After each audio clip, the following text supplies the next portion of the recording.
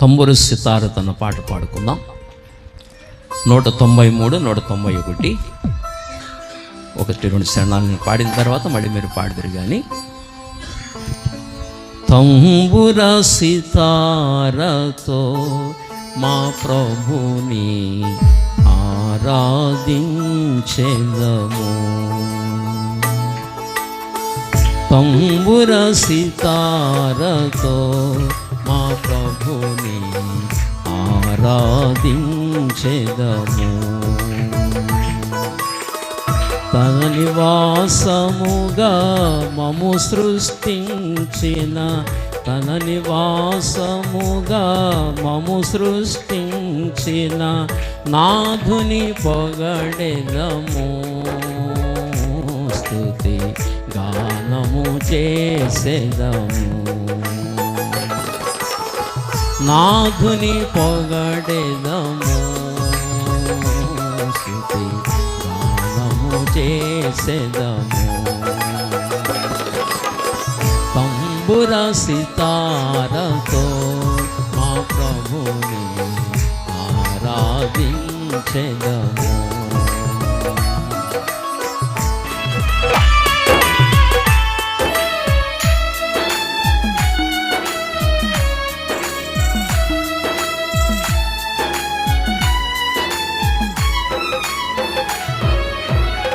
పాపము నుండి, చీకటి నుండి ఆశ్చర్యకరమగు వెలుగులో నడిపి,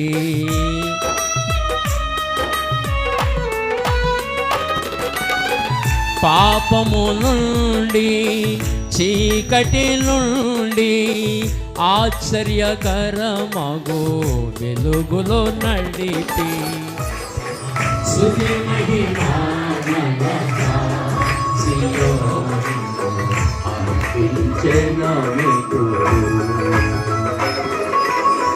తంబుర సితారతో మా ప్రభుని ఆరాధించెదము.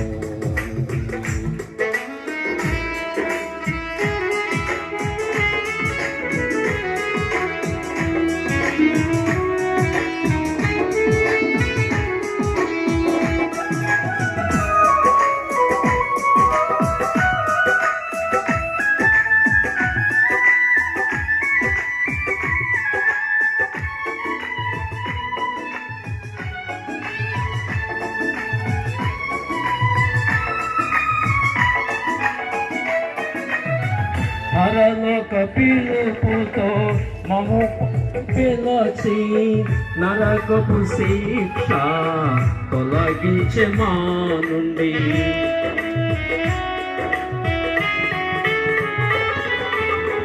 పరలోక పిలుపుతో ప్రభు మము పిలచి నరకపు శిక్ష తొలగించే మా నుండి, పరిశుద్ధులతో మము చేర్చిన ప్రభు, పరిశుద్ధులతో మము చేర్చిన ప్రభు, నిర్మించెను ఎలలో గృహముగా తన ఆత్మా ద్వారా, నిర్మించెను తంబుర సితారతో మా ప్రభుని ఆరాధించెదము.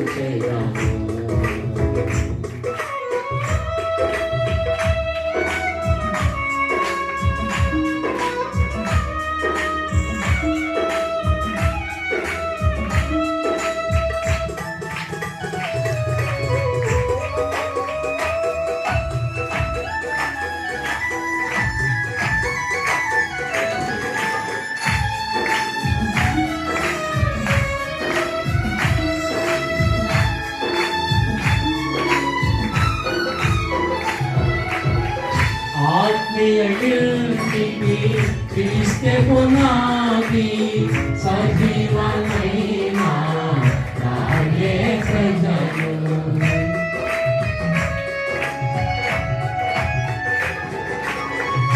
ఆత్మీయ ఇంటికి క్రీస్తే పునాది సజీవ దైవమైన వాళ్ళే ప్రజలు ఆత్మీయ గృహముకు ప్రభునే శిల్పి ఆత్మీయ గృహముకు ప్రభునే శిలా రక్షకుడైన ప్రభువైన యేసుక్రీస్తు వారికి మరణమును జయించి తిరిగి లేచిన ప్రభువైన యేసుక్రీస్తు వారికి మీ పాపములు పోవాలి అంటే, మీకు శాంతి కావాలి అంటే, మీకు మోక్షము కావాలి అంటే బోలియే జిందా ఖుదావును ప్రవేశం ఎస్సయ్యాకు. ఓకే, మంచిది. ఇంకా 1-2 పాటలు పాడుకుని తర్వాత కార్యక్రమంలోకి వెళ్ళిపోదాం. రామకృష్ణ గారిని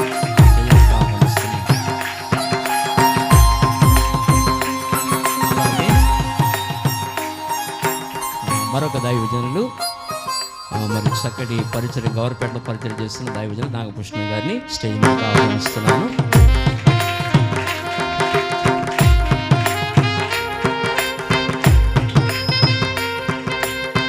అలాగే సమయంలో మరి నాకెంతో సహకారులుగా నిలబడి సేవలు అందిస్తున్న దైవజనులు, దేవాలయంలో వాడబడుతున్న దైవజనులు అలా మల్లికార్జున గారిని స్టేజ్ మీదకి ఆహ్వానిస్తున్నాను. దైవజనులు వస్తుండగా చక్కగా మనం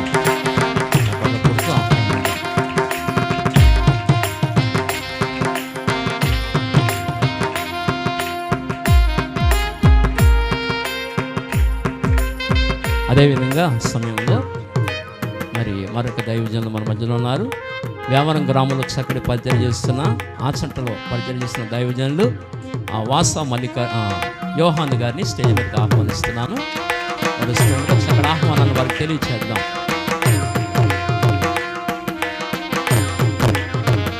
అదేవిధంగా తణుకులో సేవను జరిగిస్తున్న దైవజనులు మన ప్రియులు పి శ్రీనివాస్ గారిని పైకి ఆహ్వానిస్తున్నాను. స్టేజ్ మీదకి పుల్లేటి కుర్తి శ్రీనివాస్ గారిని స్టేజ్ మీదకి ఆహ్వానిస్తున్నాను.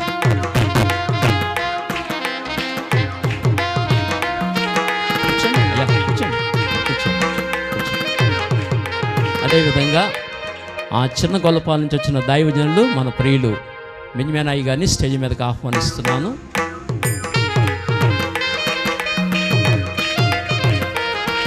చిన్న గొల్లపాలలో చక్కటి సేవను జరిగిస్తున్న దైవజనులు మన మధ్యలో ఉంటే మనకు ఎంతైనా సంతోషం, ఆశీర్వాదకరం. స్టేజ్ మీద వస్తుండగా చక్కటి ఆహ్వానం తెలియజేద్దాం.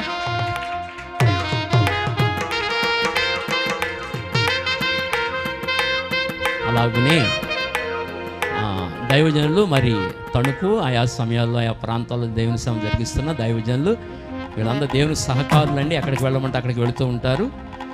నా ద్వారా అభిషేకించబడి వాళ్ళ సేవలో వాడబడుతున్నారు. దైవజనులు మల్లేశ్వరరావు గారిని స్టేజ్ మీదకి ఆహ్వానిస్తున్నాను. గుడిమెట్ల మల్లేశ్వరరావు గారిని,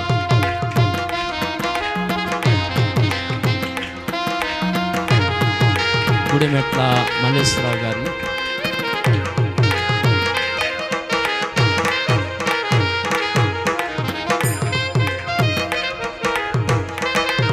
అలాగని మరి సమయంలో ఇక్కడికి ప్రత్యేకంగా వచ్చిన దైవజనులు డేవిడ్ గారిని స్టేజ్ మీదకి ఆహ్వానిస్తున్నాను. డేవిడ్ గారిని, దైవజనులు డేవిడ్ గారు నర దేవుని సేవకులు.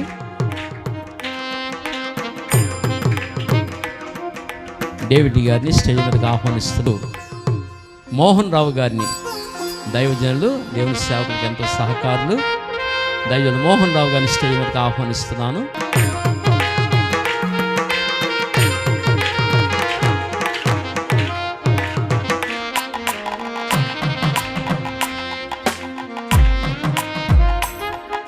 అలాగే దైవజనులు ఎలిసా పాస్టర్ గారు ఎక్కడున్నా ఎదురుకు రండి. ఓకే, మంచిది. అలాగే మరి పెద్దలైన వారు సత్యనారాయణ గారు, అలాగే మురళీ గారు, సత్యలింగ్ గారు, ఇంకా పెద్దలైన వారు సోమేశ్వర గారు కొంచెం ఎదరకు రండి. చర్చిలో కూర్చోండి చక్కగా పెద్దలు వచ్చి. పెద్దలైన వారు ఎదరకు రండి.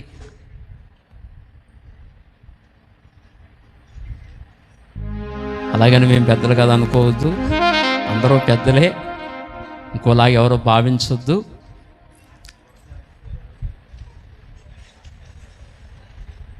అలాగే సత్యనారాయణ గారు రండి లోపల కూర్చోండి. అయ్యా కొంచెం ఎదరికి జరగండి, కొంచెం ఎదరికి జరగండి. ఇంకా నేను ఎవరినైనా దైవజనులు మరచుంటే నాకు మీకు తెలియచేయండి, వారిని స్టేజ్ మీదకి ఆహ్వానిస్తాను.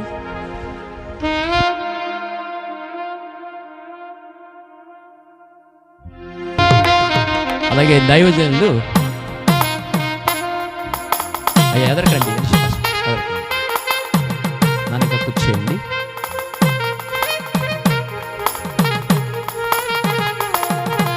అలాగే దైవజనులు గాబ్రియల్ పాస్టర్ గారిని స్టేజ్ మీదకి ఆహ్వానిస్తున్నాను. గాబ్రియల్ పాస్టర్ గారిని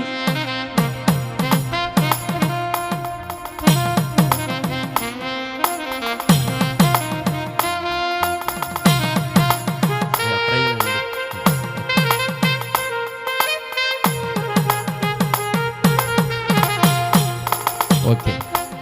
ఇంకెవరైనా దైవజనులు ఉంటే నాకు తెలియచేయండి, వారి స్టేజ్ మీదకి ప్రేమతో ఆహ్వానించడం అనేది జరుగుతుంది. కనుక చేరువచ్చిన మీ అందరికీ మరొకసారి నా ప్రత్యేకమైన అయ్యా వందనాలు తెలియజేస్తున్నాను. మరి పెద్దలు అన్నారు, మేము పెద్దలం కాదా అన్న భావన మీలో రానివ్వకండి. అలాంటి చీకటి కోణాలు రానివ్వకండి ఎప్పుడు కూడా. మేము పెద్దలం కాదా, మేము పనికిరామా, అలాంటి ఆలోచనలు రానివ్వద్దు దయవుంచి. చీకటి కోణాలు మాత్రం ఎక్కడా రానివద్దు ఎప్పుడు కూడా పరిచర్యలో. దయవుంచి ఈ విషయాన్ని అందరూ గమనించమని ప్రభు పేరిట మనం చేస్తున్నాను. అలాంటి భావన ప్రేరేపణలు రానివ్వద్దు. ఆ వేర్లు మొలవకూడదు, మొలిస్తే నష్టపోతాం. అలాంటి మొలవనివ్వకండి. అలాగే దైవజనురాండ్రకు నా ప్రత్యేకమైన వందనాలు. దైవ సేవకురాండ్రు ఉన్నారు, బయట కొంతమంది కూర్చున్నారు, లోపల కూడా కూర్చున్నారు. మీనాక్షి లోపల కూర్చున్నారు. వీళ్ళందరికీ నా ప్రత్యేకమైన వందనాలండి. దైవజనురాండ్రు అందరికీ నా ప్రత్యేకమైన వందనాలు తెలియజేస్తున్నాను. దైవ సేవకురాండ్రికి నా ప్రత్యేకమైన వందనాలు. ఈ విషయాన్ని గమనించండి. ఓకే, మంచిది. అమ్మా అత్తయ్య గారు వచ్చారా? రాలేదు. ఓకే, మంచిది. ఆయా స్థలాల నుంచి వచ్చిన మీ అందరికీ మరొకసారి ప్రత్యేకమైన వందనాలు తెలియజేస్తూ ఒక్క పాట పాడుకుని, ఎక్కువ టైం తీసుకోను, ఒకే ఒక పాట పాడుకుని 12:30 అయిపోయింది. అసలు ఆయన ఇచ్చిన టైము 9:30. మీరందరూ 9:30కి బాగా వచ్చారు. 9:30కి వచ్చింటే ఇంకా బాగుండేది. ఇంకా ఒక గంట ముందు మనం ప్రారంభించుకునేవాళ్ళం, కార్యక్రమం ఇంకా ముందుకు వెళ్ళేది. ఎప్పుడైనా సరే టైం పంక్చువాలిటీ మెయింటైన్ చేస్తేనే కార్యక్రమాలు మహిమకరంగా జరుగుతాయి. అది ఎప్పుడు మీరు దృష్టిలో పెట్టుకోండి. లేట్ అవ్వకండి ఎప్పుడు కూడా. ఇప్పుడు ఆ లేట్ కమింగ్ వల్ల ఒక అరగంట లేదా ఒక గంట వర్తమానం పోద్ది. ఇప్పుడు వర్తమానం పోద్ది. ఎందుకంటే తర్వాత మళ్ళీ భోజనాల్లోకి నడవాలి కదా. అంచేత అలాగ షార్టేజ్ వస్తూ ఉంటాయి. దేవుడు అనుకున్న ఉద్దేశాలు బయటికి రావు. ఇంకా దానికి కారణం మనం లేటుగా రావడం. ఇలాంటి విషయాలు మీరు కొంచెం దృష్టిలో పెట్టుకోవాలని ప్రభు పేరిట మీకు నేను మనవి చేస్తున్నాను. మంచిది. మరి సమయంలో ఒక పాట పాడుకుని దేవుని వాక్యంలోకి వెళ్ళిపోదాం. మరి సమయంలో ఈ కార్యక్రమాన్ని తమ్ముడు జరిగిస్తారు. ఈ పాటది పాడించడం, తర్వాత కార్యక్రమంలోకి వెళదాం. తమ్ముడు రామకృష్ణ గారికి ఈ కార్యక్రమాన్ని అప్పగిస్తున్నా. దేవుని పరిశుద్ధ నామమునకు మహిమ కలుగునుగాక. ఈ కొత్త పూసలమూరు నూతన మందిర ప్రతిష్టకు వచ్చిన మీ అందరికీ మొదటిగా ప్రభువారికి, అలాగే ఆత్మీయ తండ్రికి, దైవజనులందరికీ కూడా కూడి వచ్చిన మీ అందరికీ ప్రభు నామములో శుభాభివందనాలు తెలియజేసుకుంటున్నాం. ఈరోజు చాలా ఆనందకరమైన రోజు. ఇంత మంచి మందిరాన్ని ప్రతిష్ఠ చేసుకోవడానికి, మరి ఈ మందిరములో అనేక మందిరాలు సిద్ధం కావడానికి ఇదొక భౌతిక మందిరంగా ప్రభు మనకిచ్చారు. దేవునికి ఎంతైనా రుణస్థులమి. మొట్టమొదటిగా దేవుడు 1991లో దైవజనులు మన ఆత్మీయ తండ్రికి అద్భుతమైన దర్శనాన్నిచ్చి, రాజీవ్ గాంధీ గారి యొక్క మరణం అది. ఆ సమయంలో దైవజనులకు అద్భుతమైన దర్శనాన్నిచ్చి, దైవజనులు ఈ మాట చెప్పనివ్వండి, ఇంత సంతోషానికి కారణం ఏదో చెప్పాలి కదా, మరి ఒక్క 2 నిమిషాలు. 91లో అద్భుతమైన దర్శనమిచ్చారు. ఆ సమయంలో దైవ సేవకులు టీవీ కమ్ రేడియో మెకానికర్ ర్యాలింగ్లో ఉన్నారు. అప్పుడు రాజీవ్ గాంధీ చనిపోయిన ఆ సమయంలో అందరికీ తెలుసు కదండి, ఆ దినాలలో రేడియోలోంచి పాటలు ఇంకేమీ రావు, కార్యక్రమాలు, వార్తలు వస్తాయి. ఒక విచారకరమైన సంతాప సంగీతం ఒక 7 రోజులు వస్తుంది. అప్పుడు ఆ రేడియోలోంచి ఆ సంగీతం అలా వస్తూ వస్తూ వస్తూ వస్తూ అది పెద్ద వరద అయిపోయింది, విపరీతమైన వరద. అందులోంచి ఎన్నో గొర్రెలు కొట్టుకెళ్ళిపోతున్నాయి. ఎన్నో గొర్రెలు కొట్టుకెళ్ళిపోతుంటుంటే అప్పుడు ఆ సమయంలో దైవజనునికి దేవుడు ఒక వల ఇచ్చారు, వాక్యం అనే వల ఇచ్చారు. అది మన కేంద్ర సంఘంలో బ్యానర్ ఉంటుంది. దేవదర్శన దినోత్సవం కూడా మనం జరుపుకున్నాము. అప్పుడు ఆ వల వేసి చాలా గొర్రెల్ని కొట్టుకెళ్ళిపోకుండా కాపాడుతూ వచ్చారు. అది ఈ యొక్క యేసుక్రీస్తు సంపూర్ణ సువార్త సంఘం ఫౌండేషన్కి అది మొట్టమొదట దేవుడు దైవజనులు మన ఆత్మీయ తండ్రికి ఇచ్చిన గొప్ప దర్శనం. అది దర్శన వసూలును చేసుకుని ఈనాడు కేంద్ర సంఘము నుంచి కొన్ని బ్రాంచ్ సంఘాలు, కొన్ని అనుబంధ సంఘాలు, అందులో భాగమే ఈ కొత్త పూసలమూరు నూతనమైన మందిరం. కనుక దీన్ని బట్టి ఎంతో సంతోషిస్తూ అందరం కూడా ఒక్కసారి మీ యొక్క కరకాల ధ్వనులు ఒక్కసారి అందరూ కూడా తప్పట్లు కొట్టి పరిశుద్ధాత్మ దేవునికి స్తుతులు చెల్లించాలని నా మనసారా కోరుతున్నాను. చాలా సంతోషం అండి, చాలా సంతోషం. ఓకే, చాలా సంతోషం అండి. దేవుని పరిశుద్ధ నామమునకు మహిమ కలుగునుగాక. దైవజనుని పరిచర్య ఇలా శాఖ ఉపశాఖలుగా అనేక ప్రాంతాలు విస్తరించాలని మరింత భారంతో ప్రార్థించండి. కొత్త పూసలమూరుతో ఆగిపోకూడదు. ఇక మరిన్ని ప్రాంతాలు మన ద్వారా అనేక ప్రాంతాలు ఈ పరిచర్య శాఖ ఉపశాఖలుగా విస్తరించాలని ఆశిస్తూ కార్యక్రమంలో ముందుకెళ్ళిపోదాము. ఈ సమయంలో మరి ఒక పాట దైవజన సమయం ఇచ్చారు కనుక ఒక పాట పాడుకుందాము. మరి అయ్యో ఒక పాటే అందరిని ఉపయోగించుకుందాం. ప్రియ సోదరులు మురళీ గారు, వెంకటేశ్వరరావు గారు, సత్యనారాయణ గారు, రవికుమార్ గారు, ఇది ఒక టీమ్ సాంగ్ కింద పాడుకుందాం. అలాగే గౌరిపేట సంఘం నుంచి వచ్చిన గంగయ్య గారు, వెంకటేశ్వరరావు గారు ఒక ఇద్దరు రండి. అందులోంచి తణుకు సహవాసం నుంచి వచ్చిన ఆదినారాయణ గారు రండి. ఆచంట సహవాసం నుంచి వచ్చిన మరి సత్యనారాయణ గారు, శివాజీ గారు అయ్యా రండి. చక్కగా అందరం కలిసి ఒక పాట పాడుకుందాం. మరి దైవజనులు చెప్పినట్లుగా ముందుంటే మనం చక్కగా పాటలు అవి పాడుకుంటూ ముందుకెళ్దాము.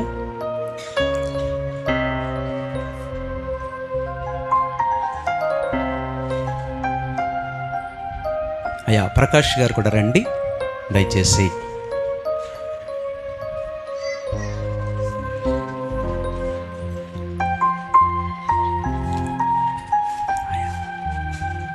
అందరం కలిసి ఉత్సాహంగా పాట పాడుకుందాం.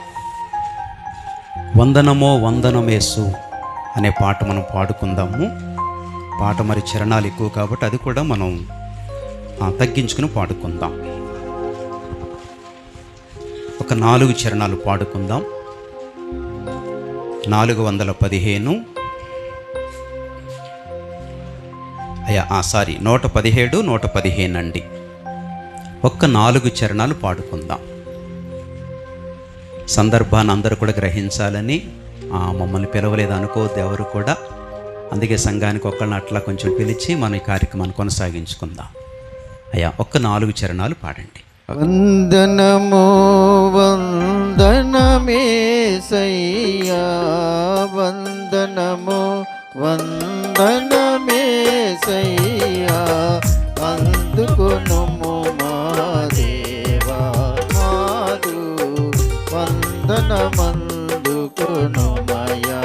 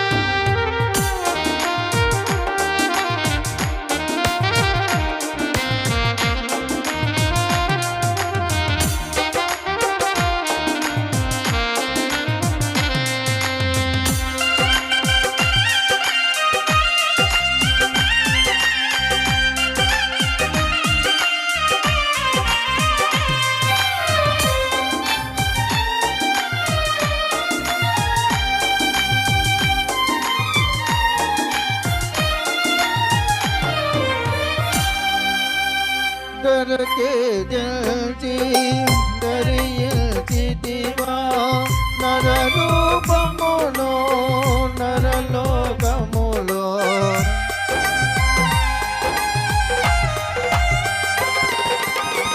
దొరకే జల్చి ధరించితివా నరరూపములో నరలోకములో మరణము నుండి మరిలేచినమా మరణము నుండి మరిలేచినమా మారణి మహిమా రాజా నీకిదే వందనమందుకొనుమయా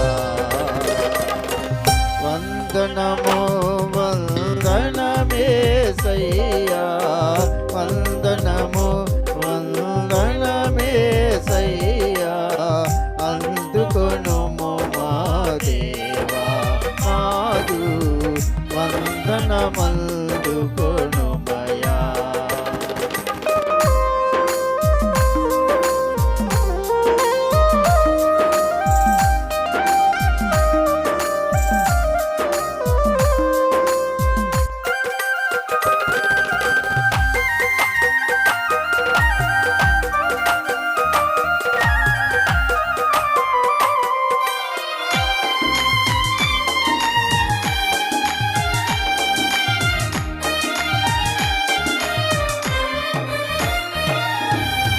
పాపిని చూచి ప్రేమను చూపి కరుణాకరము చే కల్వరి గడకు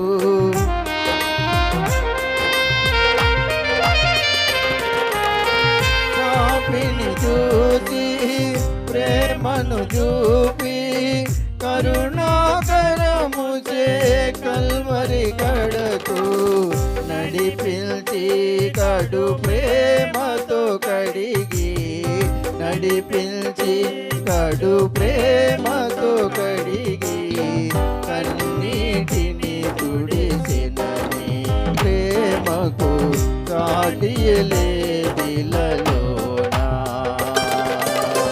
వందనమో వందనమేసయ్యా వందనమో వందనమేసయ్యా అందుకొనుము మా దేవా మాదు వందనమందుకొనుమయా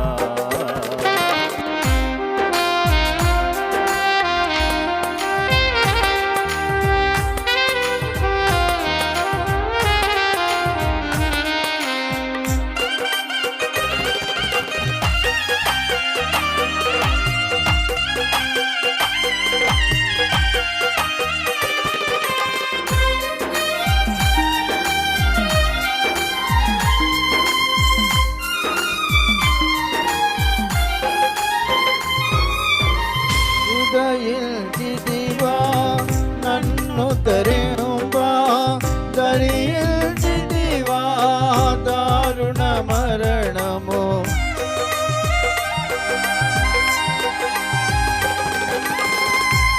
ఉదయించితివా నన్ను ధరింపా ధరించితివా దారుణ మరణము దయతలచి దారిద్రుని పిలచి దయతలచి దారిద్రుని పిలచి దారిని చూపిన దాత దేవా హృదయార్పణ వందనమో వందనమేసయ్యా వందనమో వందనమేసయ్యా అందుకొనుము మా దేవా మాదు వందనమందుకొనుమయా అయ్యా 4వ చరణం అందరూ కూడా లేచి నిలబడదాము. ఆఖరి చరణం అందరూ లేచి నిలబడదాం. బల్ల ఇవ్వడానికి అడ్డుకు లేకుండా కొంచెం మాకు దారిచ్చి చదువుకోండి. దైవజనుల వర్తమానం అనంతరం బల్ల ఇస్తారు. బల్లకు అడ్డు లేకుండా మీరు చదువుకోండి. చక్కగా స్థలాలు బయట వారు లోపల వారు స్థలాలు సర్దుకోండి.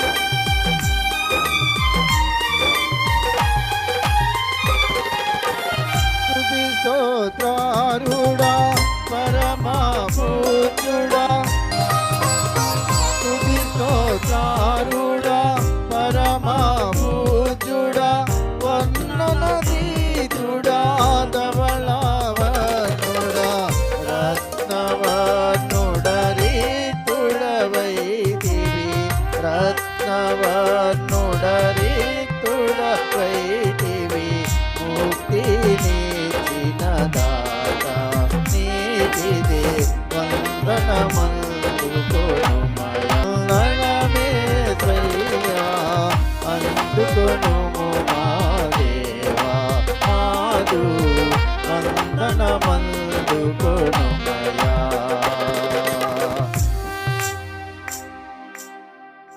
సమయంలోకి వస్తున్నాము. ఒక మంచి కార్యానికి వచ్చాం మనం. ఎవ్వరు కూడా టైం అయిందని విసిగిపోవద్దు. మరి ఇందాక దైవజనం చెప్పారు కదా, మనం రావటమే లేటుగా వచ్చాము. కంగారు పడొద్దు.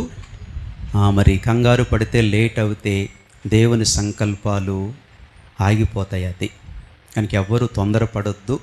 కొంచెం లేట్ అయినా ఓర్చుకోండి, సనుక్కోవద్దు. మరి మీ మనసుల్లో లేట్ అయిపోయింది అప్పుడే వదలరేంటి, ఈ ఒక్కరోజు దయచేసి మిమ్మల్ని మీరు దేవునికి ప్రతిష్ఠించుకోండి. మీ మనసులో ప్రార్థన చేసుకోండి, ప్రభువా ఈ వర్తమానము ద్వారా నీ దాసుని ద్వారా నీ సంకల్పం నాకు తెలియబడాలి, నాతో మాట్లాడు తండ్రి, విసిగిపోకుండా ఓపిక నాకు ఇవ్వండి అని ప్రార్థన చేసుకుందాం. పురుషులు కానీ స్త్రీలు కానీ చిన్నపిల్లలు కానీ యవ్వనస్తులు కానీ ఎవ్వరూ విసిగిపోవద్దు. ఒక అద్భుతమైన కార్యం కొరకు వచ్చాం మనం.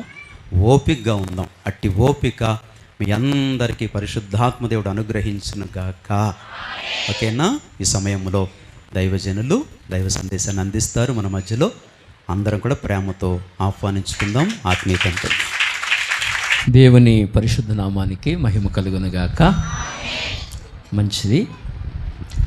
ఈ చక్కటి సమయాన్ని బట్టి దేవునికి నేను మహిమ చెల్లిస్తూ, మరి ఈ సమయంలో ముందుగా కొత్త పూసలమూరి సంఘ సభ్యులకు నా ప్రత్యేకమైన వందనాలు తెలియజేస్తానండి. సంఘ సభ్యులు ఎక్కడున్నా నా ప్రత్యేకమైన వందనాలు తెలియజేస్తాను కొత్త పూసలమూరి సంఘానికి. ఎందుకంటే వారు మందిరం గురించి చాలా ఆశపడ్డారు. నిజంగా ఆశపడిన రీతిగానే దేవుడు చక్కటి మందిరాన్ని దేవుడు వారికి అనుగ్రహించారు. కనుక చాలా కష్టపడ్డారు ప్రియులు. కనుక సంఘ సభ్యులకు నా ప్రత్యేకమైన వందనాలు. మరి చక్కటి సమయాన్ని నాకు ఇచ్చిన అధ్యక్షులు రామకృష్ణ గారికి నా ప్రత్యేకమైన వందనాలు. వేదిక నలగించి దైవజనులందరికీ నా ప్రత్యేకమైన వందనాలు తెలియజేస్తున్నాను. దైవజనులందరికీ వందనాలు. అయ్యా పెద్దలందరికీ నా వందనాలండి. కూర్చున్న పెద్దలందరికీ, బయట కూర్చున్న పెద్దలకి, చేరు వచ్చిన మీ అందరికీ, దైవ సేవకురాండ్రకు అందరికీ నా ప్రత్యేకమైన వందనాలు తెలియజేస్తున్నాను. మరి ముఖ్యంగా ఈ స్థలం ఇచ్చిన స్థలదాతలు ఏమండి, వారిని సందర్భంగా జ్ఞాపకం చేసుకోవాలి. కీర్తిశేషులు రుద్రరాజు నరసింహరాజు గారు లేటు, వారు లేరు. ఖచ్చితంగా వారిని జ్ఞాపకం చేసుకోవాలి. అలాగే వారి సతీమణి శ్రీమతి అన్నపూర్ణమ్మ గారు, వారి కొరకు ప్రార్థన చేద్దాం. అలాగే వారి కుమారుడు శ్రీ రుద్రరాజు సునారాయణ రాజు గారు, ఈ కుటుంబం కొరకు మనం ప్రార్థన చేద్దాం. ఈ చక్కటి స్థలాన్ని వారే మీరు మందిరం కట్టుకోండి అని చాలా మంచి మనసుతో ఈ స్థలం పూసలమూరు ప్రియులకు ఇవ్వడం జరిగింది. ఇది ఈ దినాల్లో ఇంత మంచి మనసుతో దేవునికి చోటు ఇవ్వడం అనేది చాలా గొప్ప సంగతి. ఇది ఎలాంటి దినాలంటే దేవుడికి చోటు లేని దినాలు. ఇలాంటి దినాల్లో మరి ప్రియులు రాజులు చక్కటి స్థలం ఇచ్చారు దేవునికి. దేవుడు వారిని వారి కుటుంబాలను ఆయురారోగ్య క్షేమ ఐశ్వర్యములతో సుఖశాంతులతో వీటన్నిటికీ మించి రక్షణ భాగ్యముతో దేవుడు వారిని ఆశీర్వదించును గాక. అది చాలా సంతోషం. వారికి మనందరి తరపున వారికి ప్రత్యేకమైన వందనాలు శుభాలు వారికి తెలియజేస్తూ ఉన్నా. మంచిది, చాలా సంతోషం. మరి ఈ సందర్భంలో దేవుని వాక్యాన్ని జ్ఞాపకం చేసుకుందాం.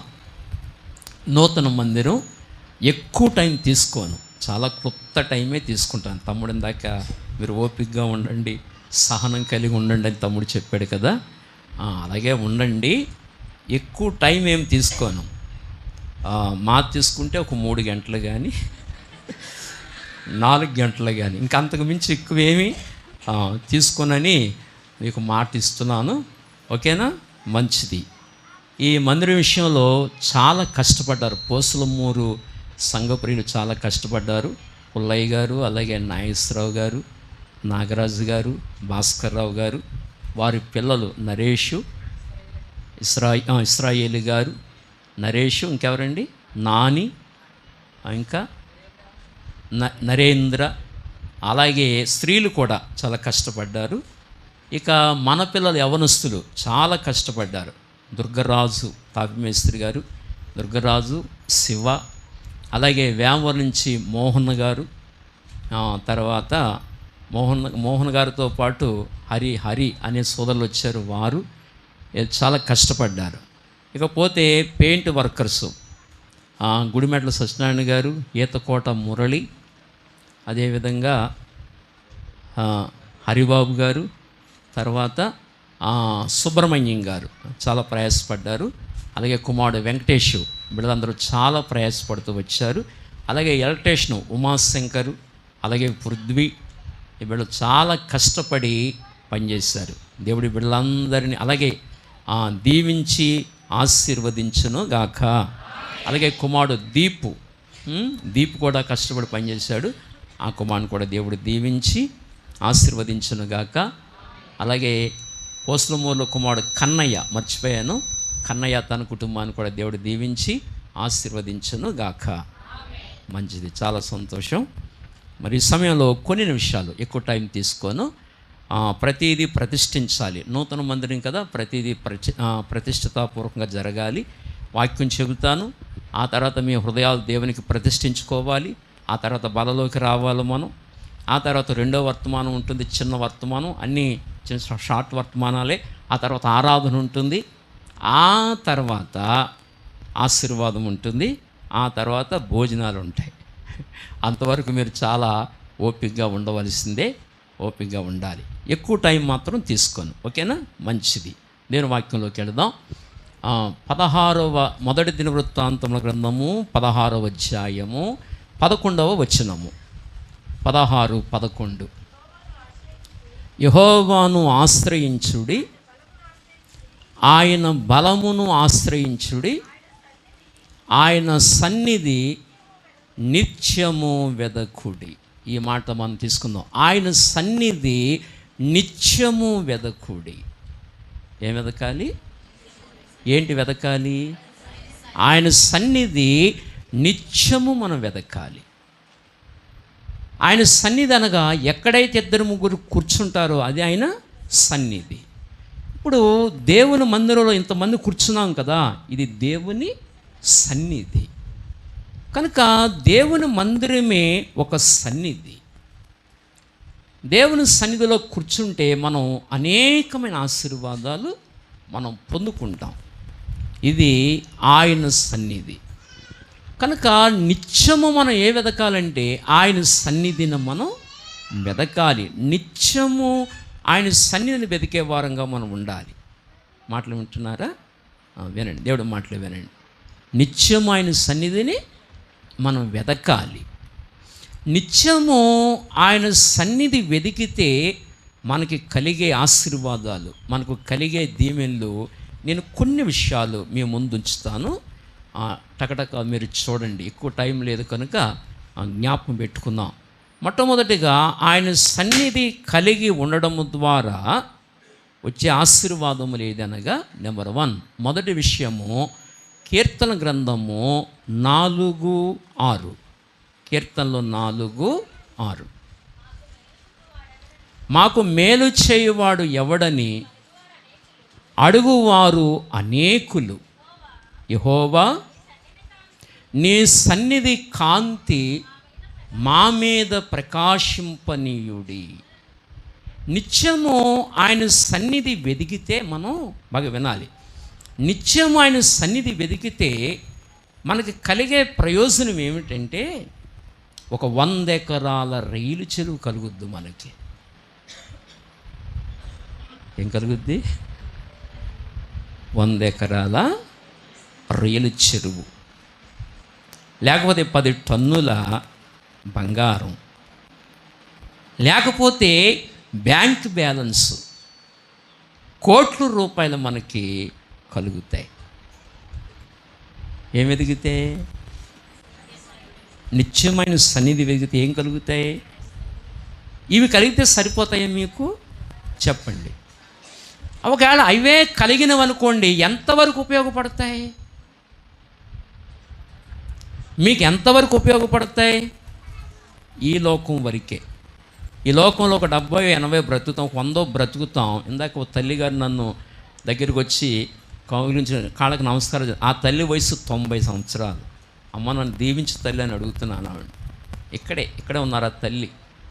మీరు వచ్చే ముందే ఇక్కడే ఉన్నారు ఆ తల్లి. నాకు 90 సంవత్సరాలు నేను చెప్పారు తల్లి. ఎంతకాలం బ్రతుకుతాం భూమి మీద? ఒక 100. పూర్ణ ఆయుష్ ఉంటే 100. ఒక 100 సంవత్సరాల వరకు ఉపయోగపడతాయి ఇవి. ఇది ఒక సరిగా మనం అనుభవించగలిగితే. ఇంకా తర్వాత అది మనకు అవసరానికి రాదు. అయితే మనకి యుగయుగాల ఆశీర్వాదాన్ని పొందుకోవాలంటే ఆయన సన్నిధి మన మీద ప్రకాశించాలి. ఆయన సన్నిధి కాంతి మన మీద ఏం కావాలి? ప్రకాశించాలి మన మీద. ఆయన సన్నిధి నిత్యము వెతికితే మొట్టమొదటి మనకు వచ్చే ఆశీర్వాదము ఆయన సన్నిధి కాంతి మన మీద ప్రకాశిస్తుంది. అంటే యేసు ప్రభు ధనవంతుడు కదా. 2 కొరింథీ 8:9 ప్రకారము ఆయన ధనవంతుడు అని బైబిల్ చెప్తుంది. అసలు ధనం ఏదో చెప్పన, క్రీస్తుని గూర్చిన జ్ఞానము. అసలు ఆ క్రీస్తుని గూర్చిన జ్ఞానమే అసలైన ఐశ్వర్యము కనుక, అసలైన ఐశ్వర్యం ఉందని చెప్పడానికి మనకి నోట్లు కట్లో ఈ బంగారం ఈ వెండి వచ్చినవి. ఇది డూప్లికేట్. ఒరిజినల్ ఏది? ఒరిజినల్ ఏది? ఆయన ఐశ్వర్యము, ఆయన జ్ఞానము. డి ఏది? డి. డూప్లికేట్ ఏది? చెప్పండి. లోక ఐశ్వర్యము, లోక సంబంధమైన బంగారము, లోక సంబంధమైన వెండి, ఇదంతా ఛాయ. ఒరిజినల్ ఆయన జ్ఞానం, ఒరిజినల్ ఆయన ఐశ్వర్యము కదా. పౌలు అంటాడు, మంటి ఘటములలో ఈ ఐశ్వర్యం మాకు కలదన్నాడు. మంటి ఘటాలలో ఈ ఐశ్వర్యం మాకు కలదన్నాడు. కనుక ఈ ఐశ్వర్యం మన హృదయాల్లో ఉంటే మనం ధనవంతులమే. అందుకే పేతురు యోహాను అన్నమాట, మా యొద్ద వెండి బంగారములు లేవు. మరి దేని కొరకు ఆరాటపడ్డారు వాళ్ళు? క్రీస్తు ఇచ్చే ఐశ్వర్యం కొరకు.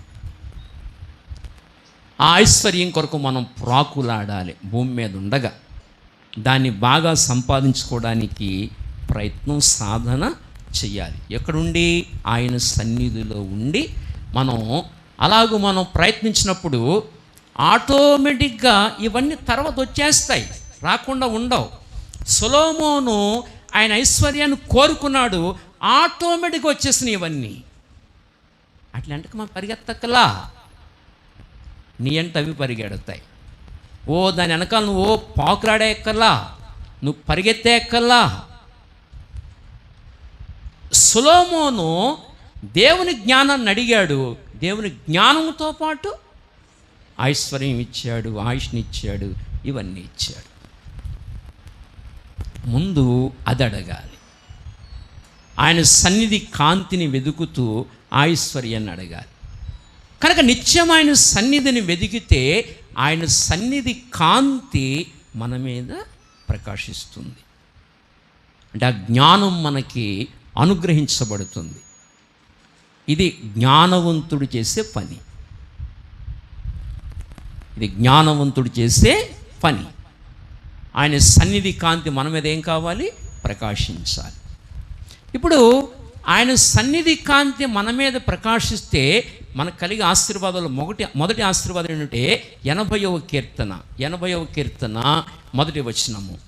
80వ కీర్తన మొదటి వచనము.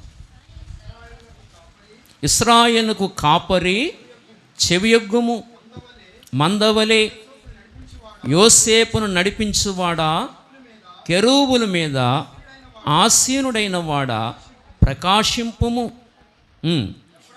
ఎఫ్రాయిము, బెన్యామీను, మనషే అనువారి ఎదుట నీ పరాక్రమను మేల్కొల్పి మమ్మును రక్షింపుము. ఎప్పుడైతే మొట్టమొదటి విషయం, ఎప్పుడైతే ఆయన సన్నిధి కాంతి మన మీద ప్రకాశిస్తుందో మొట్టమొదటి మనకు కలిగే ఆశీర్వాదం ఏదనగా రక్షణ. ఏంటి? రక్షణ. ఆయన జ్ఞానాన్ని బట్టి మనకు కలిగేది రక్షణ. అదే 80వ కీర్తన 7వ వచనము. సైన్యములకు అధిపతికి దేవా, చెరలో నుండి మమ్మను రప్పించున్నట్లు మేము రక్షణ నొందునట్లు, అదిగో మేము రక్షణ నొందునట్లు నీ ముఖ కాంతి ప్రకాశింపనీయము. సన్నిధి కాంతి, ఆయన ముఖ కాంతి మన మీద ఎప్పుడైతే ప్రకాశిస్తుందో మనకేం కలుగుతుందంటే మొట్టమొదట రక్షణ కలుగుతుంది. నీ ముఖ కాంతి నా మీద ప్రకాశింపనీయము, నాకేం కలుగుతుంది అన్నాడు? రక్షణ కలుగుతుంది. అంటే నువ్వు ఎలా నడవాలో, నీ ఆత్మకి ఏది అవసరమో ఇవన్నీ విషయాలు తెలుస్తాయి. ఆయన నీ మీద ప్రకాశిస్తే నువ్వు ఎలా నడవాలి, జీవితాన్ని ఎలా సద్వినియోగం చేసుకోవాలి, రక్షణ ఎలా పొందాలి, ఏది దేవుడు ఏది దేవుడు కాదు, ఇవన్నీ మనకు తెలుస్తాయి. నీ సన్నిధి కాంతి నా మీద ప్రకాశింపనీయము అన్నాడు. ఆయన సన్నిధి కాంతి మన మీద ప్రకాశిస్తే మొట్టమొదటి మనకు కలిగేది దీవెన రక్షణ. దేనికి రక్షణ? అన్నీ ఉండి ఆత్మకు రక్షణ లేకపోతే నిష్ప్రయోజనమే. కనుక ఏది అవసరం? ఆత్మకి ఏది అవసరం? రక్షణ అవసరం. రక్షణ కావాలి. రక్షణ లేకపోతే అన్నీ ఉండి రక్షణ లేదనుకోండి, వేస్టిక, నరకాగ్ని గుండానికి వెళ్ళవలసిందే. అంచేత నూతన మందిరానికి వచ్చిన నీ జీవితంలో రక్షణ లేకపోతే రక్షణ పొందడానికి నీవు సిద్ధపడాలి. ఇదే 80వ కీర్తన 19వ వచనము. యెహోవా సైన్యములకు అధిపతియగు దేవా, చెరలో నుండి మమ్ము రప్పించుము, మేము రక్షణ నందునట్లు నీ ముఖకాంతి ప్రకాశింపనీయము. యెహోవా చెరలో నుండి మమ్మల్ని బయటికి తీసుకురా, తర్వాత మేము రక్షణ పొందినట్లు నీ కాంతి మా మీద ప్రకాశింపనీయమన్నాడు. రక్షణ పొందాలంటే దేవుని ముఖ కాంతి మన మీద ప్రకాశించాలి. దానయ్య ఏం ప్రకాశించాలి? దేవుని ముఖ కాంతి. అది అందుకని వేదాలు ఏమన్నాయంటే, వేదాల గురించి ఏం చెప్పారంటే, వేదములు బ్రహ్మ ముఖోద్దిష్టములు అన్నారు. వేదములు బ్రహ్మ ముఖోద్దిష్టములు అన్నారు. అంటే వేదములట బ్రహ్మ యొక్క ముఖములోంచి వచ్చినాయట. ఆ మాట బైబిల్లో మాటే. ముఖ కాంతి. ఎవరు ముఖ కాంతి? దేవుని యొక్క ముఖ కాంతి. దేవుని ముఖము తండ్రి అయిన దేవుడు, ఆ ముఖ కాంతియే యేసయ్య. ఈ ముఖ కాంతి ద్వారా మనకేం కలిగిందంటే రక్షణ. ఈ మాట తీసుకుని వాళ్ళు కాపీ కొట్టారు. వేదములు బ్రహ్మ ముఖోద్దిష్టములు అన్నారు. అంటే వేదములు అపౌరుషేయములు. వేదములు మనుషులు రాసినవి కావు. వేదములు అపౌరుషేయములు అన్నారు. మనుషులు రాసినవి కావని చెప్పారు. వేదములు బ్రహ్మ ముఖోద్దిష్టములు అన్నారు. అంటే బ్రహ్మ ముఖములో నుంచి వేదములు వచ్చినవి అని చెప్పారు. కానీ వాస్తవం అది కాదు. వాస్తవం ఏమిటంటే, దేవుని యొక్క ముఖములో నుంచి వచ్చిందే, దేవుని యొక్క నోట్లోంచి వచ్చిన వాడే యేసయ్య. రొమ్ములో ఉంది, కన్నాడు నోటి ద్వారా, నోట్లోంచి వచ్చాడు యేసయ్య. ఆయన ముఖ కాంతియే మనకి రక్షణ. ఆయన ముఖ కాంతియే మనకి రక్షణ.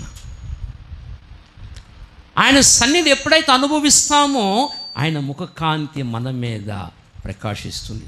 ఆయన ముఖకాంతి మన మీద ఎప్పుడైతే ప్రకాశించిందో ఆ వ్యక్తి రక్షణ పొందుతాడు, రక్షణ పొంది ధన్యుడవుతాడు. ఆయన కార్చిన రక్తంలో జన్మ కర్మ దోషములు కడుక్కుని ధన్యుడవుతాడు. కనుక ఆయన సన్నిధి కాంతి మన మీద ప్రకాశిస్తే మొట్టమొదటి మనకు వచ్చే ఆశీర్వాదము రక్షణ. అది మొదటి విషయము. రెండవది, ఎంత చెప్పుకుంటే చాలా పొడుగవుద్దు కానీ నేను షార్ట్లో వెళుతున్నాను. రెండో ఆశీర్వాదం ఏదనగా 90వ కీర్తన దయవుంచి 8వ వచనము. 90వ కీర్తన 8వ వచనము. అమ్మా, మా దోషములను నీవు నీ ఎదుట ఉంచుకొని ఉన్నావు, నీ ముఖకాంతిలో మా రహస్య పాపములు కనబడుచున్నవి. రెండో ఆశీర్వాదం ఏంటి చెప్పనా? నీ ముఖకాంతిలో మా రహస్య పాపములు కనబడుచున్నవి. అది ముఖకాంతిలో, ఆయన సన్నిధి యొక్క ప్రకాశతలో నీ రహస్య పాపములు కనబడతాయి. శరీరానికి వ్యాధి ఉందనుకోండి, స్కాన్ రిపోర్ట్లో తెలియకపోతే ప్రమాదం. వ్యాధి దొరకాలి డాక్టర్కి. వ్యాధి దొరక్కపోతే నష్టం కలుగుద్ది వ్యక్తికి. కనుక రిపోర్ట్లో వ్యాధి దొరకాలి. మంచి డాక్టర్ అయితే ఫాల్ట్ వెంటనే ఫైండ్ అవుట్ చేస్తాడు, దానికి తగ్గ మెడిసిన్ ఇస్తాడు, వ్యాధి తగ్గుతుంది, మనిషి బ్రతుకుతాడు. ఫాల్ట్ ఫైండ్ అవుట్ చేయాలి, ప్రాబ్లం ఎక్కడుందో ఫైండ్ అవుట్ చేయాలి. అప్పుడు ఆ ప్రాబ్లం దొరకాలి, దొరికితేనే వ్యక్తి బ్రతుకుతాడు. అలాగే దేవుడు స్కాన్ రిపోర్టర్ అన్నమాట.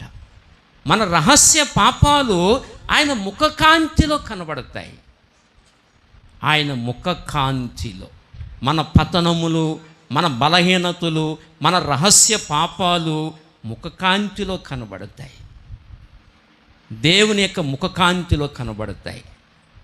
అందుకే ఆయన సన్నిధి కాంతి మన మీద ప్రకాశించాలి. అప్పుడు మన నడక సరవుద్దన్నమాట. రహస్య పాపాలు కనబడతాయి, ఆ వెలుగులో కనబడతాయి. అప్పుడు దిద్దుకోవడానికి, సరి చేసుకోవడానికి, స్వస్థత పొందుకోవడానికి. దేనికి స్వస్థత? ఆత్మకి స్వస్థత పొందుకోవడానికి, ఆత్మ ఆరోగ్యకరంగా ఉండడానికి వీలవుతుంది. చాలామందికి సరిగా వాక్యం వినరో, పెద్ద పట్టింపులు ఉండవో, దోషాలు అలాగే మోసుకుంటూ తిరుగుతారు బ్రతుకులో, ఆశీర్వాదాలు ఉండవో, దీవెనలు ఉండవు, అలాగే మోసుకుంటూ తిరుగుతారు. సరి చేసుకునేది ఉండదో, అలాగే మోసుకు తిరుగుతారు. వాటిని సరిగా స్కాన్ చేసుకోరు. అందుకే ముఖకాంతిలో ఏం కనపడాలి? మంచి తర్వాత ఇద్దరు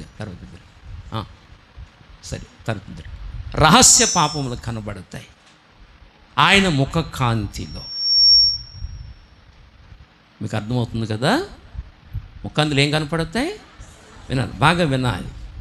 ఎప్పుడైతే నువ్వు ఆ సన్నిధిని కోరుకుంటావో, ఆ సన్నిధి కాంతి ఎప్పుడైతే ప్రకాశిస్తుందో రహస్య పాపాలు కనబడతాయి. వాటిని ఎప్పుడు కూడా ఏం చేయాలంటే మనం సరి చేసుకుని ఆత్మకి ఏం కలగాలి? స్వస్థత కలగాలి. ఆత్మ ఎలా ఉండాలంటే ఆరోగ్యకరంగా ఉండాలి. ఆత్మ శరీర బలంతో సాగిపోవడం కాదు, కానీ ఆత్మ ఆరోగ్యంగా ఉందా లేదా అనే ఆ యొక్క మనకి ఆ గ్రహింపు ఉండాలి, మనకి ఆ జ్ఞానం ఉండాలి. నా ఆత్మ ఆరోగ్యకరంగా ఉందా లేదా అన్న గ్రహింపు, ఆ జ్ఞానం, ఆ వివేచన నీకు వాక్యముల నుండి కలుగుతుంది. ఆ గ్రహింపు కలగాలి. వింటున్నారా? కనుక ఆయన సన్నిధి కాంతిలో, లేక ఆయన ముఖ కాంతిలో ఏం కనపడతాయి? రహస్య పాపములు కనబడతాయి. ఆ వ్యాధి బయటకు వస్తుందన్నమాట. అది రెండవ ఆశీర్వాదం. ఆయన సన్నిధి కాంతి మన మీద ప్రకాశిస్తే జరిగే ఆశీర్వాదం. వ్యాధి ఎక్కడుందో తెలుస్తుంది, బాధ ఎక్కడుందో తెలుస్తుంది, ఆత్మ ఎక్కడ ఆరోగ్యాన్ని పోగొట్టుకుందో తెలుస్తుంది. అందుకే ఇప్పుడు బల్లోకి వెళతాం, పరిశీలించుకోండి, ఆ కాంతిలో పరిశీలించుకోండి, ఆత్మని ఆరోగ్యంగా ఉంచుకోండి. మొదట ఆత్మలో వర్ధిల్లితే భూమి మీద అన్ని విషయాల్లో వర్ధిల్లుతాం. ఆర్థికంగా వర్ధిల్లుతాం, ఆరోగ్యపరంగా వర్ధిల్లుతాం, ఆర్థికంగా వర్ధిల్లుతాం, ఆయుష్ పరంగా వర్ధిల్లుతాం. అన్ని విధాలుగా వర్ధిల్లడానికి అవకాశం ఉంటుంది. ఆత్మలో వర్ధిల్లాలి. కనుక రెండవ ఆశీర్వాదం ఏదనగా ఆయన సన్నిధి కాంతిలో రహస్య పాపాలు మనకి కనబడతాయి. దావీదు చేసిన ప్రార్థన, యెహోవా నీకు ఆయాసకరమైన ఏదైనా నా యందు ఉన్నదేమో చూడుము తండ్రి, నన్ను నిత్య మార్గమును నడిపించు. అది జ్ఞానవంతుడు చేసే ప్రార్థన. ఆ ప్రార్థన ఉండాలి మన బ్రతుకుల్లో. నిత్య మార్గమున నన్ను నడిపించు, నీకు ఆయాసకరమైన ఏదైనా నా యందు ఉన్నదేమో చూడు తండ్రి. అది జ్ఞానయుక్తంగా నువ్వు పరిశీలించుకోవాలి. ఏదో జీవితం నడిచిపోతుంది అనుకోవద్దు, ఏదో నేను సాగిపోతున్నాను అనుకోవద్దు. పరిశీలన అది చాలా అవసరం. నీ ఆత్మీయ అడుగులు ఎలా పడుతున్నాయో పరీక్షించుకోవడం చాలా అవసరం. తర్వాత అక్కడికి వెళ్ళిపోయిన తర్వాత అయ్యో అని బాధపడితే ప్రయోజనం ఉండదు. ఇక్కడే జ్ఞానయుక్తంగా నీవు నడవాలి. చాలా జ్ఞానయుక్తంగా నువ్వు నడవాలి. ఇక్కడే నీ జీవితాన్ని చాలా జ్ఞానయుక్తంగా నడిపించుకోవాలి. దాని ముఖ కాంతిలో రహస్య పాపాలు మనకి కనబడతాయి. నువ్వు తప్పు కానిది దేవుడు తప్పు అని చూపిస్తాడు. అది నీకు అది స్ట్రైట్గా ఉంటుంది, కానీ దేవుని యొక్క కాంతిలో చాలా వంకరగా ఉంటుంది అది మన నడక. అది బైబిల్ చెప్పింది కదా, ఒకని ఎదుట సరైనదిగా కనబడే మార్గము కలదు, తుదకది అది. మన ఎదుట అన్నీ సరిగానే ఉంటాయి. నా మటుకు నేను అనుకుంటాను ఐ ఆమ్ వెరీ ఫైన్ అనుకుంటాను. దేవుడు నా ఇంక చూస్తే ఒరే బాబు చాలా వంకర ఉందరా అంటాడు. అది నా మటుకు నేను అనుకుంటాను, కానీ నేను అలా అనుకోకూడదు. ప్రభువా వాక్యం కాడికి వచ్చి నన్ను నేను పరిశీలించుకోవాలి. అప్పుడే నా బలహీనతలు కనబడతాయి, నా యొక్క పతనాలు కనబడతాయి, నా బలహీనతలు కనబడతాయి. అంచేత ఒక నిజమైన క్రైస్తవుడు, ఒక సరైన క్రైస్తవుడు ఎప్పుడూ కూడా ఆత్మను గూర్చిన ఆలోచన కలిగి ఉంటాడు. ఓ నేను ఎలా నడవాలి, మంచి మనస్సాక్షి కలిగి ఉంటాడు. ఒక నిజమైన క్రైస్తవుడు మంచి మనస్సాక్షి కలిగి ఉంటాడు. ఒక చిన్న అబద్ధం ఆడినా అతనికి నెమ్మది ఉండదు. ఆత్మకి ఎక్కడ వంకరగా నడిచిన, క్రమం తప్పి నడిచినా అతనికి నెమ్మది ఉండదు. సరి చేసుకుంటాడు వెంటనే, దిద్దుకుంటాడు వెంటనే. అది నిజ క్రైస్తవుని యొక్క జీవితం. అంచేత రెండవది సన్నిధి కాంతి ద్వారా, ఆయన ముఖ ప్రకాశత ద్వారా రహస్య పాపాలు కనబడతాయి. అది రెండో ఆశీర్వాదం. మూడో ఆశీర్వాదం ఏదనగా 44వ కీర్తన 3వ వచనము. 44:3 తొందరగా టక్కడగా చూడాలి అమ్మా. వారు తమ ఖడ్గము చేత అదిగో దేశమును స్వాధీనపరుచుకొనలేదు, వారి బాహువు అదిగో వారికి జయమియ్యలేదు. నీవు వారిని కటాక్షించితివి కనుక నీ దక్షిణ హస్తమే, నీ బాహువే, అదిగో నీ ముఖకాంతియే వారికి విజయము కలగచేసినది. మూడో ఆశీర్వాదం చేసిన ఆయన సన్నిధి కాంతి ఎప్పుడైతే మన మీద ప్రకాశిస్తుందో నీకు విజయాన్ని కలగజేస్తుంది. చెప్పండి, ఏం కలగజేస్తుంది? విజయాన్ని కలగజేస్తుంది. వారి బాహువు వారికి విజయం ఇవ్వలా కదా? ఎవరికి? ఇశ్రాయేలు ప్రజలకి. వారి బాహువు వారికి విజయం ఇవ్వలా, వారి కత్తి వారికి జయము ఇవ్వలా. నీవు తీసుకొచ్చి వాళ్ళని నాటితీవి. ఎక్కడ? కనానులో ఎవరు నాటారు? వాళ్ళ జ్ఞానాన్ని బట్టి రాలా, వాళ్ళ నీతిని బట్టి రాలా, వాళ్ళకున్న శక్తిని బట్టి రాలా. ఎలా వచ్చారంటే నీ బాహుబలమే, నీ దక్షిణ హస్తమే, నీ ముఖకాంతియే వారిని తీసుకొచ్చి ఇక్కడ నాటింది.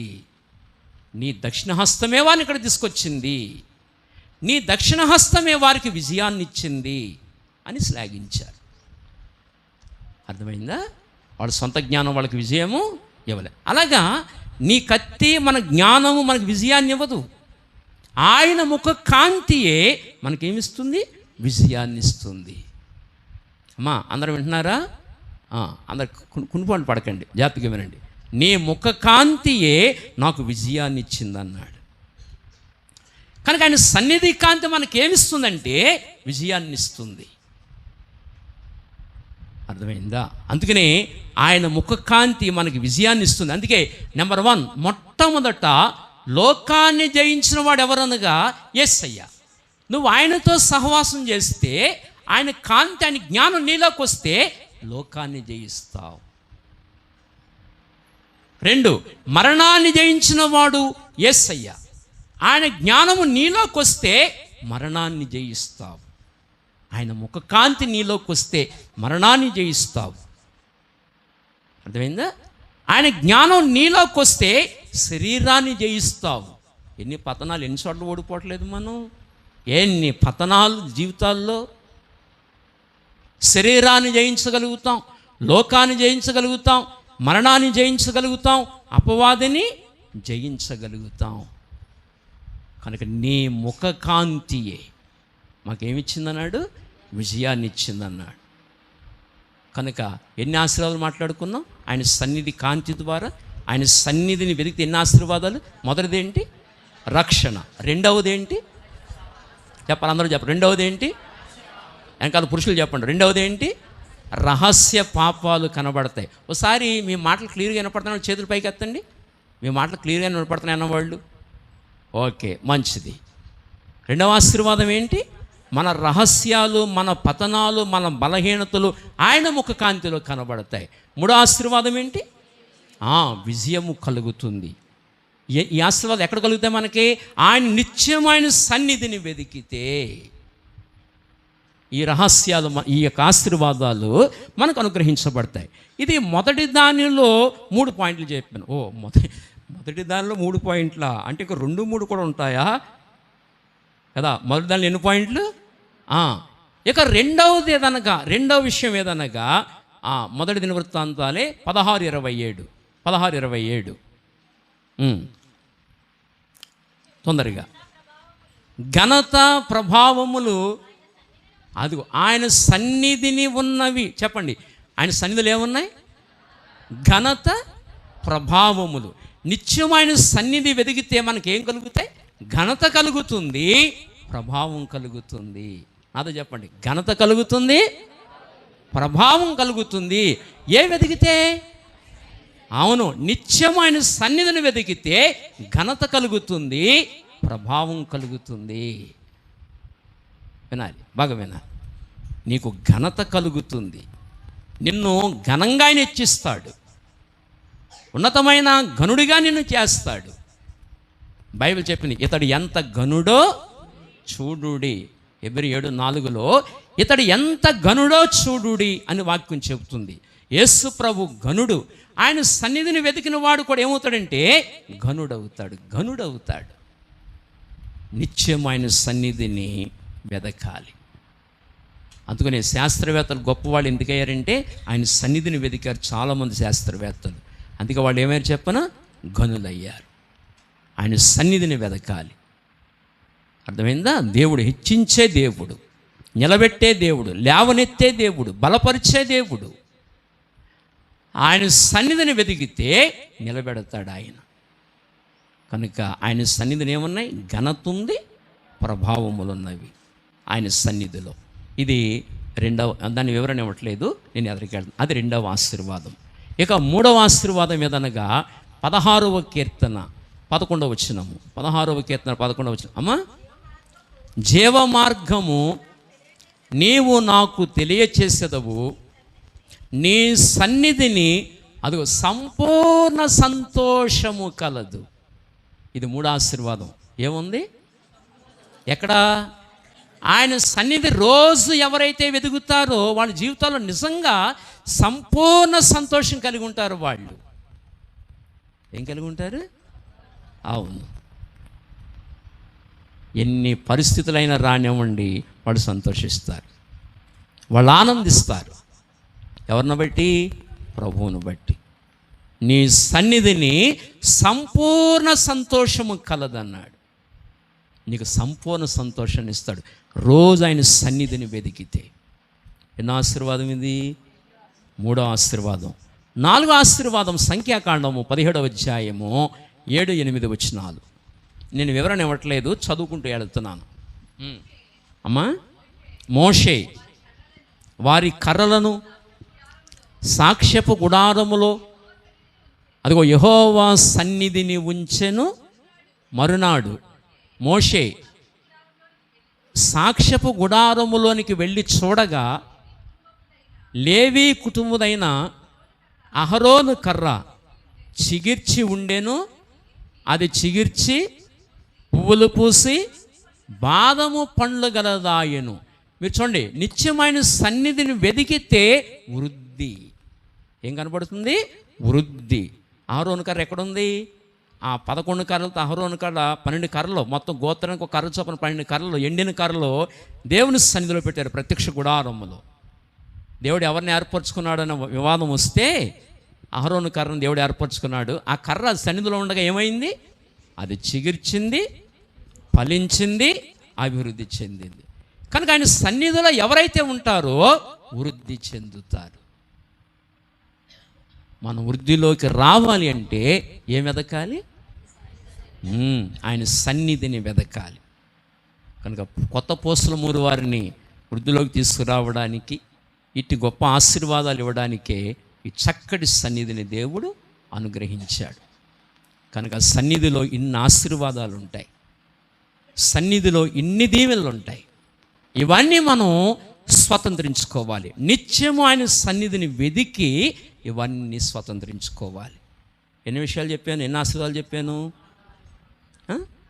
4 ఆశీర్వాదాలు చెప్పాను. మొదటిది ఏంటి? కాదు, ఆయన సన్నిధిని వెతికితే సన్నిధి కాంతి మన మీద ప్రకాశిస్తుంది. ఆ సన్నిధి కాంతి ప్రకాశిస్తే ఏం కలుగుతాయని చెప్పుకున్నాం? 1 రక్షణ, 2 రహస్య పాపాలు కనబడతాయి, 3 విజయాన్ని ఇస్తుంది. 2 ఆయన సన్నిధిని వెతకడం ద్వారా 2 ఆశీర్వాదం ఏంటి? ఘనత కలుగుతుంది, ప్రభావం కలుగుతుంది. 3 నిత్యమైన సన్నిధిని వెతకడం ద్వారా ఏం కలుగుతుంది? సంతోషం కలుగుతుంది, సంపూర్ణ సంతోషం కలుగుతుంది. 4 ఆయన సన్నిధిని వెతికితే వృద్ధి కలుగుతుంది. ఇలాంటి ఆశీర్వాదాలతో మనం వర్ధిల్లాలని దేవుని వాక్యం తెలియజేస్తుంది. ఇలాంటి కృప దేవుడు మనందరికీ అనుగ్రహించునుగాక. ఇదంతా వివరణ ఇచ్చుకుంటూ వెళ్తే చాలా టైం పడద్ది, అందుకే నేను అలా చదివి మెన్షన్ చేసి నేను వదిలేస్తాను. ఇప్పుడు మనం బల్లోకి వెళదాం. అందరూ మోకరించండి, అందరూ మోకరించండి. మొదటి దినవృత్తాంతముల గ్రంథము 22వ అధ్యాయము. ఇందాక మీరు చదివారు ఈ వచనాన్ని. 19వ వచనం చదువుదాం.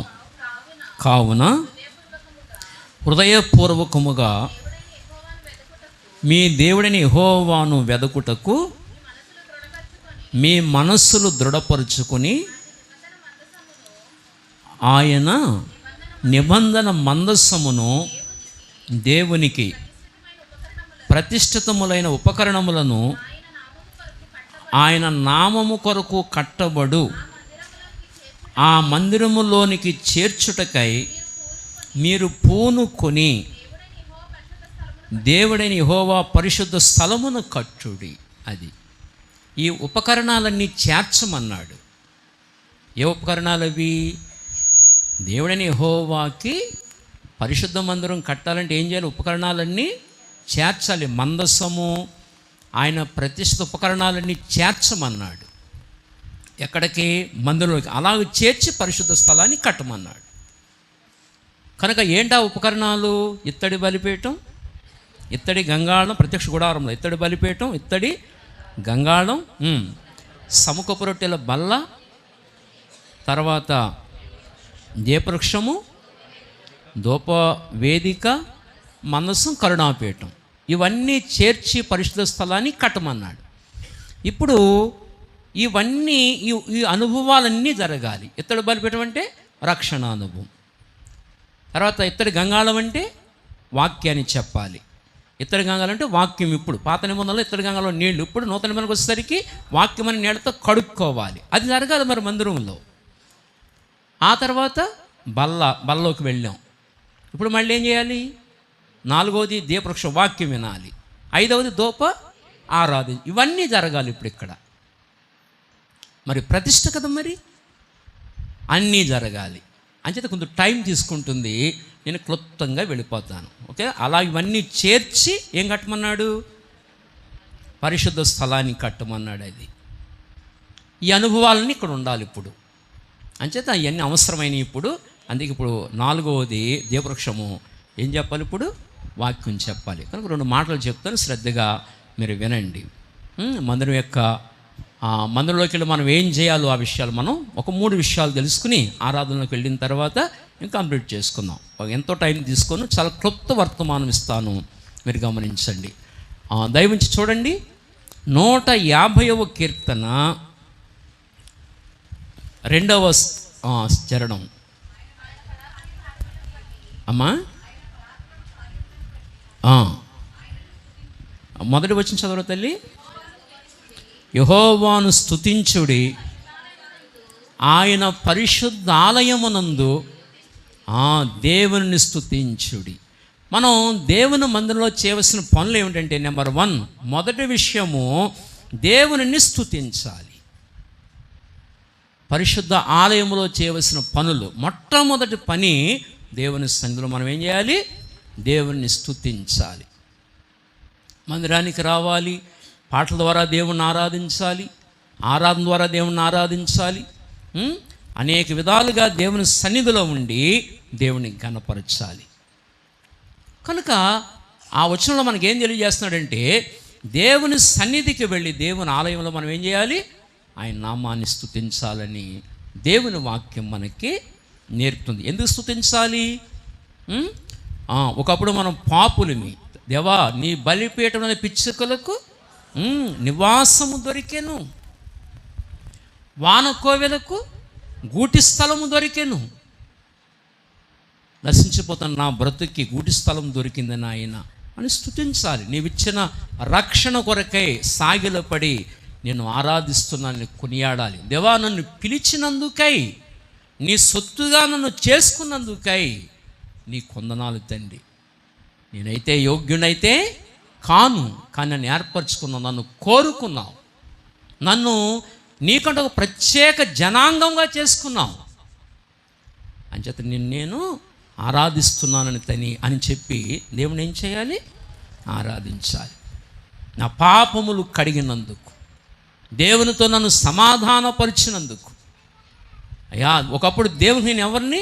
శత్రువుని, అయినా నన్ను దేవునితో సమాధానపరిచావు అని చెప్పి ఇలాంటి సంగతులన్నీ ఎత్తిపట్టి దేవుని ఏం చేయాలి? ఆరాధించాలి. దేవుణ్ణి ఘనపరిచే వారంగా ఉండాలని నేను వాక్యం నేర్పుతుంది. కనుక నెంబర్ 1 మొదటి విషయం ఏం చెప్పండి? దేవుని సన్నిధికి వెళ్ళి ఏం చేయాలి?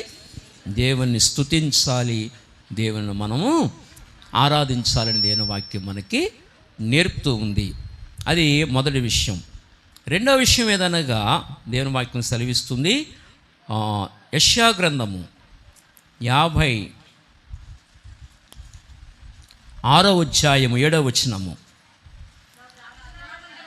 నా ప్రార్థనా మందిరములో వారిని ఆనందింపజేసేదను, నా బలిపీఠ మీద వారు అర్పించు దహన బలులను నాకు అంగీకారములగును, నా మందిరము సమస్త జనులకు ప్రార్థనా మందిరం అనబడును. రెండవది, మనం మందిరానికి ఎందుకు వెళ్ళాలంటే దేవుని సన్నిధికి వచ్చి ప్రార్థన చేయడానికి రావాలి. చెప్పండి, ఎందుకు రావాలి మందిరానికి? నా మందిరము సమస్తమైన జనులకు ఏంటిది? ప్రార్థనా మందిరము. దేవుని సన్నిధికి వచ్చి మనం ప్రార్థన విజ్ఞాపన చేయాలి. దేని కొరకు ప్రార్థన చేయాలి? మనం 1 నశించిపోతున్న ఆత్మల కొరకు ప్రార్థించాలి. అవునా? ఎన్నో ఆత్మలు నశించిపోతున్నాయి. ఈ గ్రామంలోనే కొన్ని వేల ఆత్మలు నశించిపోతున్నాయి. మన రాష్ట్రంలో, మన దేశంలో, యావత్ ప్రపంచంలో కొన్ని కోట్ల ఆత్మలు నశించిపోతున్నాయి. మనం ఏం చేయాలి? ప్రార్థించాలి. ఆత్మల రక్షణ కొరకు ప్రార్థన చేయాలి. మనుషులందరూ రక్షణ పొంది సత్యమును గూర్చిన అనుభవ జ్ఞానం కలిగి ఉండాలని దేవుడు ఇచ్చయించుచున్నాడని బైబిల్ చెబుతుంది. ఆత్మల రక్షణ కొరకు మనం ప్రార్థన చేయాలి. మందిరానికి రావాలి, నశించిపోతున్న ఆత్మల పట్ల భారము కలిగి ప్రార్థన చేయాలి. అగ్నిగుండం ఉంది, ఘోర ప్రమాదం అది. ఇంక అందులోకి వెళ్ళినవాడు బయటికి రాడు. చనిపోయిన మనిషి గోతులో పెడతాం, వస్తాడు తిరిగి రాడు. అలాగే రాడు, ఇంకా ఆత్మ కూడా రాదు. యుగ యుగాలు కాలుతూ ఉంటుంది. అవండి దేవుని కార్యాలు చాలా ఓపికగా చెయ్యాలి. చాలా ఓపిక అవసరం. దేవుని సన్నిధికి వచ్చి ప్రార్థనా విజ్ఞాపనలు మనం చేయాలి. అందుకే దేవుడు మనకు మందిరాన్ని ఇచ్చాడు. రోగుల కొరకు ప్రార్థించాలి, కష్టాల్లో ఉన్నవారి కొరకు ప్రార్థించాలి, వ్యాధి బాధలతో సతమతమైపోతున్న కొరకు ప్రార్థించాలి, అనేక సమస్యల చేత నలిగిపోతున్న వారి కొరకు ప్రార్థన చేయాలి. అనేక అవసరతలు, వాటన్నిటి కొరకు మనం ఏం చేయాలి?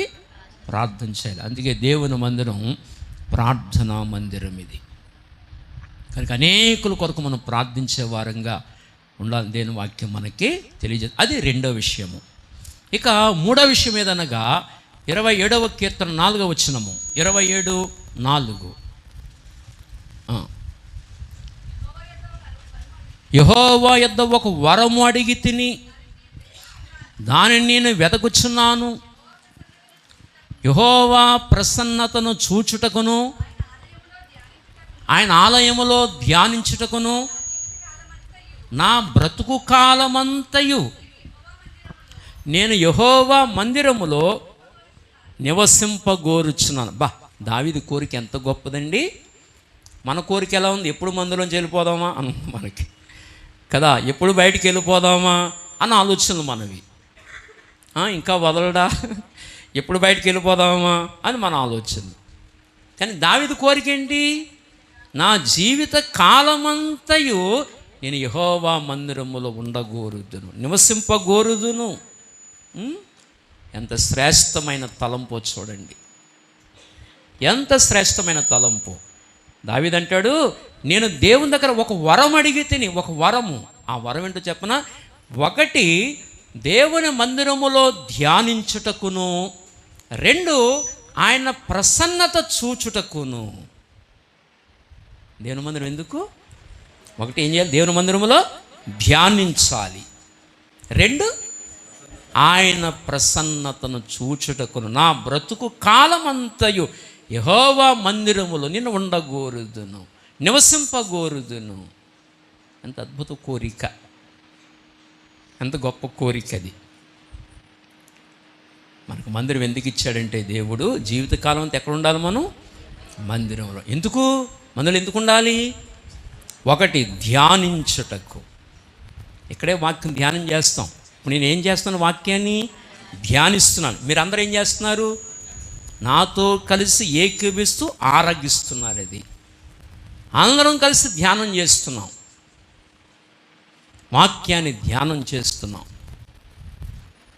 కనుక మందిరం ఎందుకు కొరకంటే వాక్యాన్ని ధ్యానించుట కొరకు, మూడు, ఆయన ప్రసన్న చూచుట కొరకు మందిరం మనకి. అర్థమవుతుందా? అందుకు దేవుడు మందిరాన్ని దేవుడు మనకిచ్చాడు. అనేక ప్రత్యక్షతలు మనం అందుకోవాలి. ఎక్కడి నుంచి? దేవుని నుండి అనేకమైన ప్రత్యక్షతలు అందుకోవాలి. ఆ ప్రత్యక్షతే మనకి ఏమి నేర్పుతుందంటే నడక నేర్పుతుంది.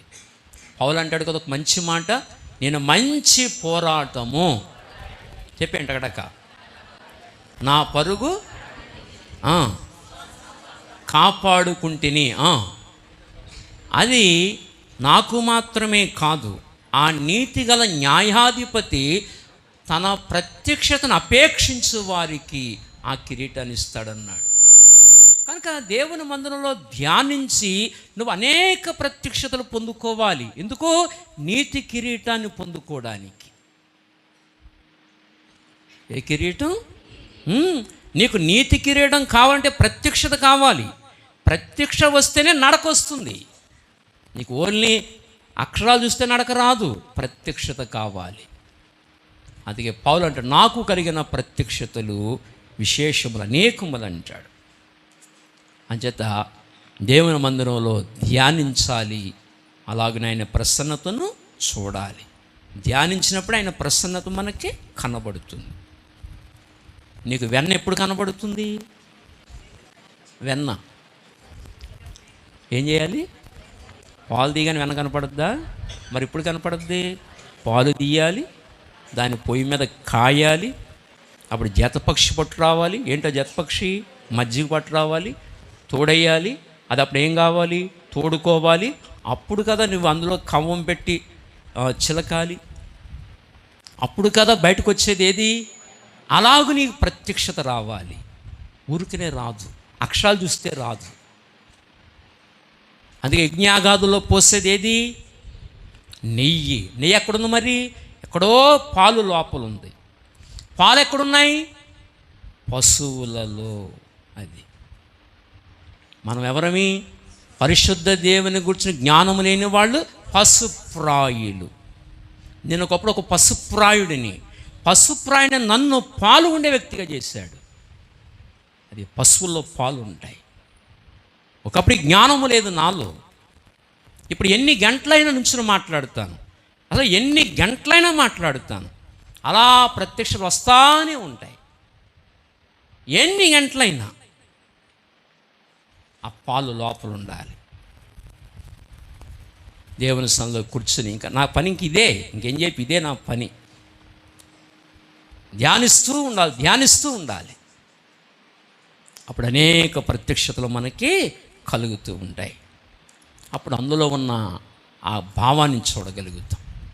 ఎక్కడో పాల లోపల నెయ్యిని ఎలా బయటికి తీసుకొచ్చి యజ్ఞాగదిలో పోసి దేవుడికి నివేదన చేశారో అలాగున వాక్యాన్ని ధ్యానించి అందులో ఉన్న ప్రసన్నతను చూసి దేవుణ్ణి ఏం చేయాలి? ఆరాధించాలి, దేవుణ్ణి ఘనపరచాలి. కనుక మూడవది, మందిరం ఎందుకు ఇచ్చాడు దేవుడు మనకి? ఆయన మందిరంలో ఉండి ధ్యానించడానికి, ఆయన ప్రసన్నతను చూడటానికి దేవుడు మనకు చక్కటి మందిరాన్ని ఇచ్చాడు. కనుక అలాంటి భాగ్యము మరి ఈ పోస్టులమూరు వారి సంఘానికి దేవుడు అనుగ్రహించునుగాక. ఈ కొద్ది మాటలు అనుసరించి ఆరాధించేద్దాం. పురుషుల్లో ఒకళ్ళు, స్త్రీలో ఒకళ్ళు ఆరాధించండి. మైక్ అందించండి వారికి.